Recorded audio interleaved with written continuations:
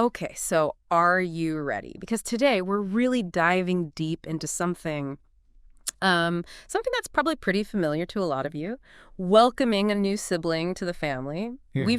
We've heard from you. You've shared your stories about this. You've sent us questions. We've even gotten a few, well, let's just call them hilarious meltdown stories because we've all been there. Yeah. So let's really unpack all of this emotional roller coaster that comes with having a brand new baby in the house, especially for the older sibling who's, going through it. Yeah, it's definitely not just about like, figuring out diapers and remembering all the lullabies. It's a lot more than that. It's about like, how do you actually help these tiny little humans deal with some really big feelings, especially when honestly they haven't even figured out how to share toys yet.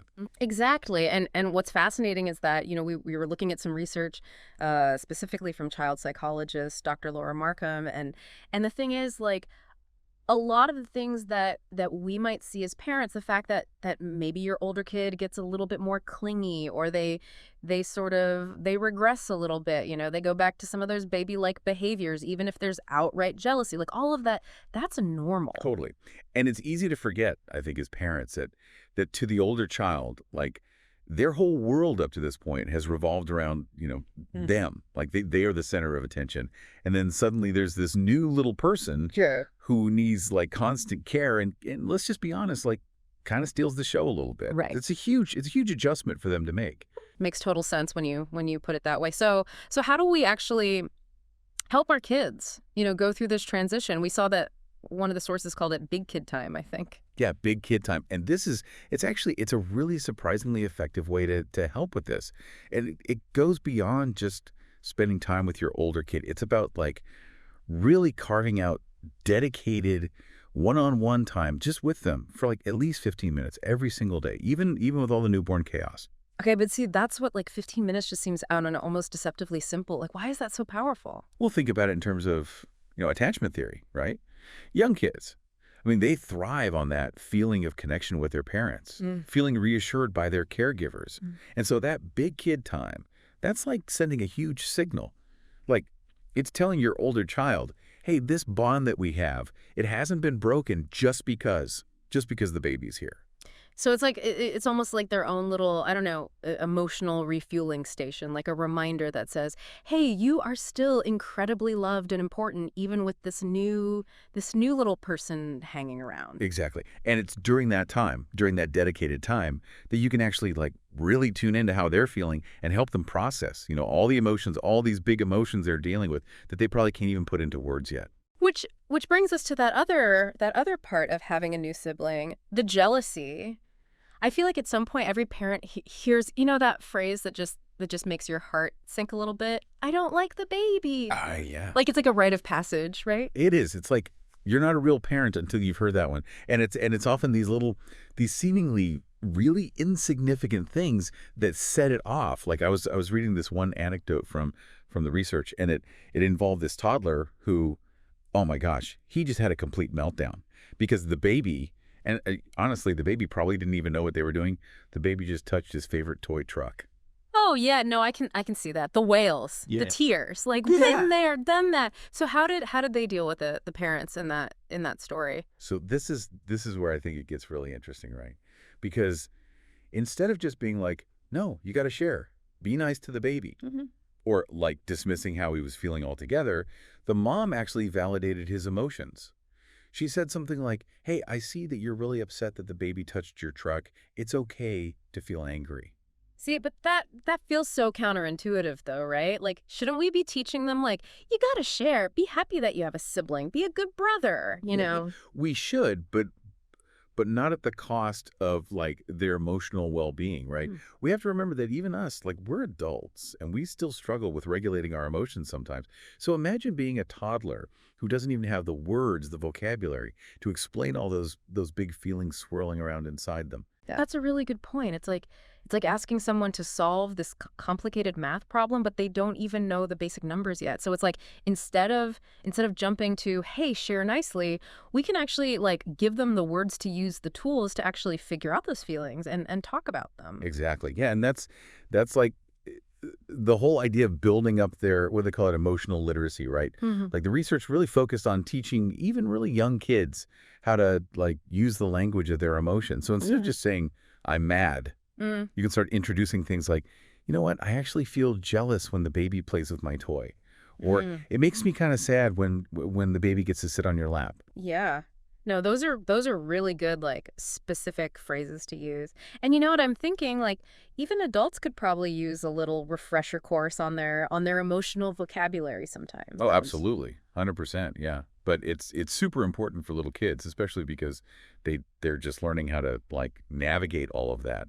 But so we've talked about the jealousy, which makes sense, it's totally normal, but there are also ways that we can actually help build a better, more positive dynamic Mhm. between siblings right from the beginning. Okay, yeah. From rivals to pals. Sign me up for that class. What's the magic trick? Well, one thing that they talked about that's surprisingly effective is actually giving the older sibling jobs that they can do that are related to the baby. See, okay, I got to be honest. When I first heard that, I was a little bit like, really?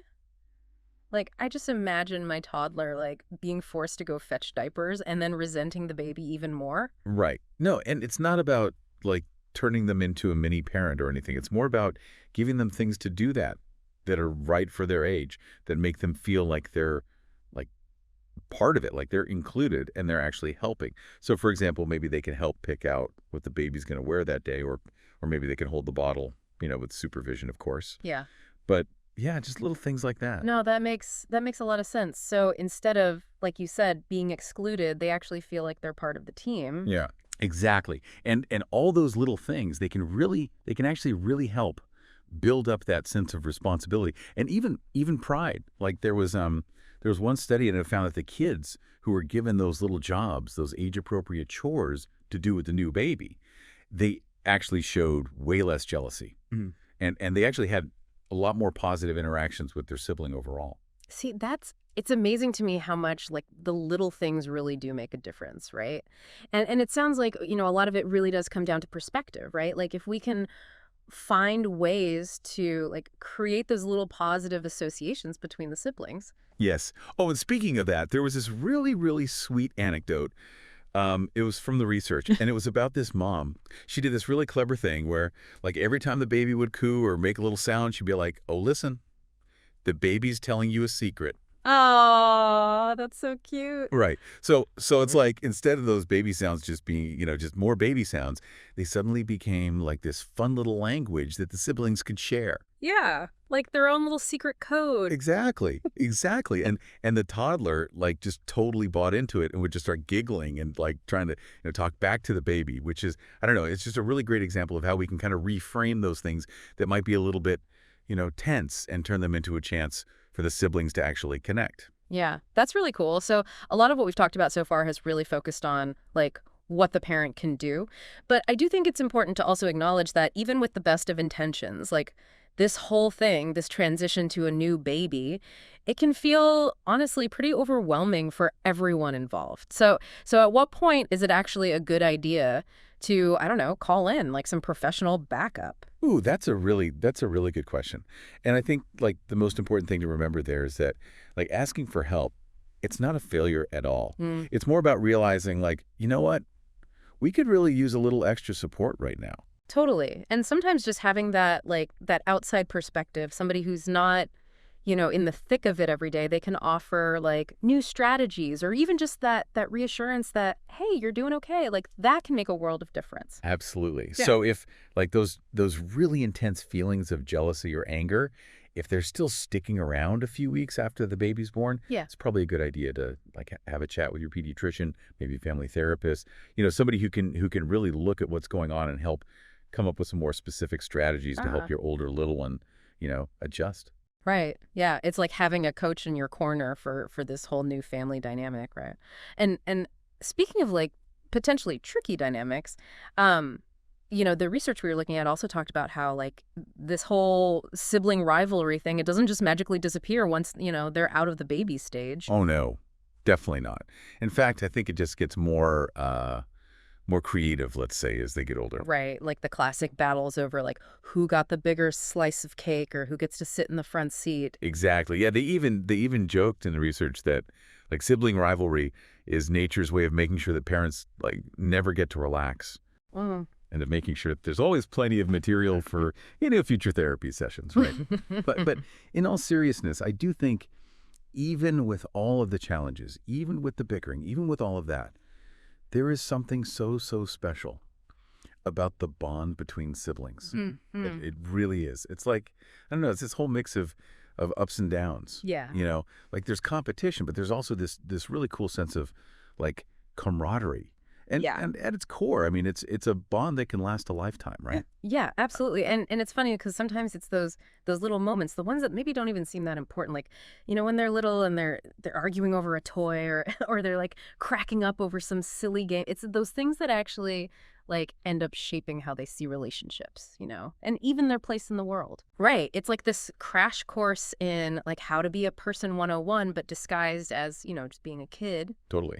All the good stuff. Conflict resolution, learning about empathy, how to compromise, all packed into like, playing with Legos or whatever. Exactly. And for us as parents, like those moments, even the ones that make you want to like pull your hair out, those can be, I don't want to say they're fun, but they're chances to teach them something, right? Right. We can show them how to like communicate in a healthy way, how to solve problems, how to even forgive each other. Yeah, that's true. Like it really is, we're all kind of learning and growing together. And sometimes I think the best thing we can do as parents is just, you know what, take a deep breath, accept that this is what it is. It's going to be a little chaotic and honestly just laugh about it. Yeah, I mean, a little laughter helps with everything, right? Yeah. Especially in those first few years. Oh, for sure. So to everyone out there who's, in the trenches, raising siblings, building their families, you got this. It's a wild ride, but it's an amazing thing. It really is.